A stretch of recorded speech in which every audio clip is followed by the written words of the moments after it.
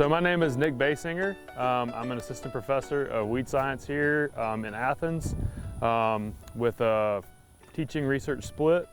My research is mainly focused on integrated weed management and the things that we can do in the field and understanding kind of all of the different mechanisms and tools that we have available for weed management, including cover crops, chemical management, other things like that. So for this study, we're trying to evaluate planting rates. So we have two rates. We have 2 seeds per foot and 4 seeds per foot. And then we also have several different widths, everything from what you can see behind me here, which is no vegetation-free strip width, all the way to a bare ground. And basically trying to figure out in that vegetative-free area that we have to establish, how wide can that be to where we maximize our benefits of the living mulch but without basically impacting our cotton crop. A living mulch system is basically, if you're familiar with cover crops, right? Typically we plant a cover crop in the fall. We let it grow through the winter, and then in the spring prior to planting, we kill it off. So it's basically dead at the time of planting. A living mulch is actually going to be something that we can plant at the same time that we normally would plant a cover crop, but instead of killing it off in the spring, we'll actually just kill small strips and have a living cover crop in conjunction with our cotton crop. Some of the challenges that we faced in the study, this has to be under irrigated conditions. We found that the clover doesn't like it when we have unirrigated conditions, and we oftentimes will exacerbate the competition between the clover and our cotton crop. And so irrigation is really critical for that.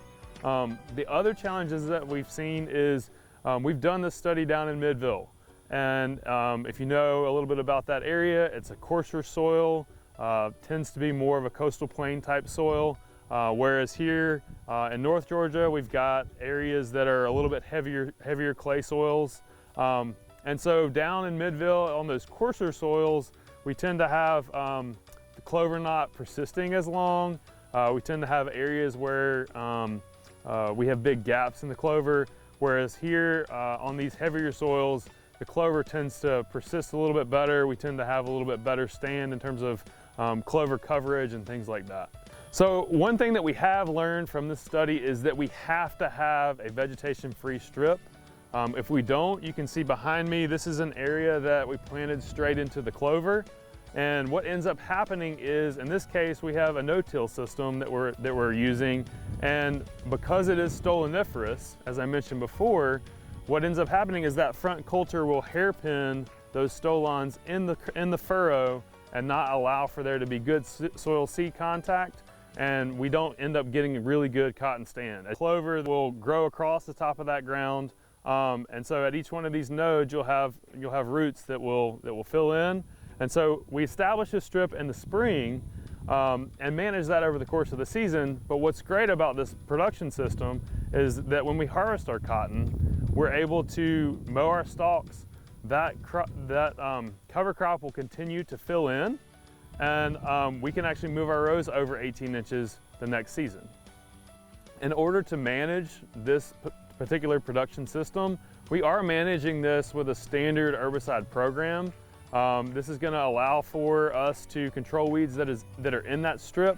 Oftentimes we will see that when we have a really good clover cover, we drastically reduce the amount of weeds that are germinating. But again, it's really important that this is under an irrigated system. So one of the major benefits of the living mulch systems that growers can take advantage of is the fact that we have, we're basically able to replace our nitrogen input, right? So this is a leguminous living mulch cover crop. As the season progresses, that clover tends to die back a little bit. And you can kind of think about that as a slow release fertilizer, right? So that's slowly releasing some of that nitrogen over time as the cotton is growing through the season. So we'll have some final results at the end of this season. So this is the second year that we've done this study. So we'll have some really good results from 2 locations. So we'll have results from our Midville location on the coastal plain soils, as well as here on this heavier soil. And so we'll be able to provide that information to the Cotton Commission, to our extension agents, in an effort to get that out to the growers directly.